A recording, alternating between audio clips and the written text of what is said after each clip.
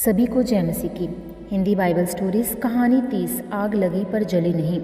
मूसा भेड़ों को चराते चराते बहुत दूर होरेब नाम के पहाड़ पर आ गया।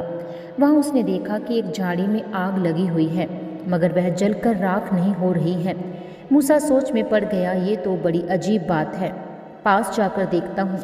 जब वह पास गया तो झाड़ी में से एक आवाज़ आई, रुक जा, अपनी चप्पलें उतार दे, क्योंकि तू जिस जगह पर खड़ा है वह पवित्र है। मूसा ने तुरंत अपनी चप्पलें उतार दी और अपना मुंह ढक लिया। जानते हैं कि यह आवाज़ किसकी थी? एक स्वर्गदूत की, लेकिन वह अपनी तरफ से नहीं बोल रहा था। ये सब बोलने के लिए परमेश्वर ने उससे कहा था।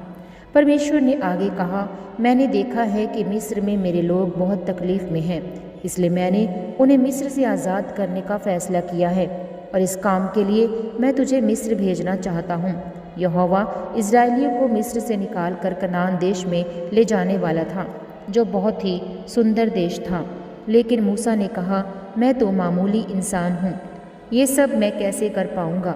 अगर मैं चला भी गया तो वहाँ कहीं इज़राइलियों ने मुझसे पूछा कि तुम्हें किसने भेजा है, तब मैं क्या जवाब दूँगा?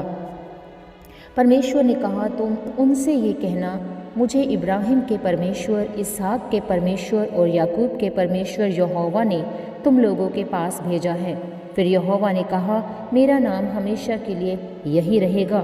मूसा ने कहा, पर मान लो मेरे ये कहने पर भी कि तुमने मुझे भेजा है, वे मुझ पर यकीन न करें तब? इस पर परमेश्वर ने मूसा से पूछा, तुम्हारे हाथ में क्या है?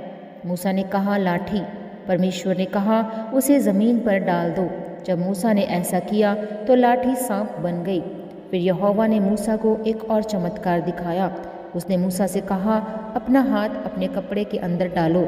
मूसा ने वैसा ही किया, और जब उसने अपना हाथ कपड़े से बाहर निकाला तो वह बिल्कुल सफ़ेद हो गया, मानो उसे कोढ़ की भयानक बीमारी लग गई हो।